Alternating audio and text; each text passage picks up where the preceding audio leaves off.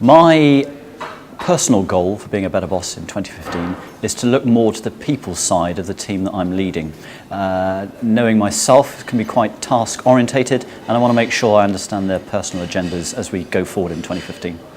I will be a better boss in 2015 by giving a bit more of my time to the people I work with, rather than, because I tend to be very focused on the results of the business, and you start thinking, well, is it better to try and close this contract or go and talk to this client than spend time talking to my staff? And you need to spend time talking to your staff to help them, to develop them, and to keep in touch and give them a gentle nudge, because there's no point in waiting to the end of a year to give feedback, 'cause it's a bit like an oil tanker. If you little deviation at the beginning, there can be miles off at the end of a long journey.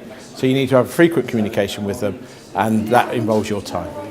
Contrary to most management stuff, I think it's kind of letting go. At the beginning of your career, it's very easy to think, oh my God, I've got to know every management strategy and every leadership strategy and everything that's going on in the market. And actually, usually, if you're good at your work and you talk to people and you know what's going on, then actually your ideas and checking in with people is probably the right thing to do, rather than thinking, oh, well, what does this person say I should do and what does that person say I should do? Yeah, it's good to have that going on in the back of your mind, but don't worry too much. Just kind of be confident and think, I've spoken to people, I know my area of work, and this is kind of what I think is important, and then having the confidence to make that happen, really.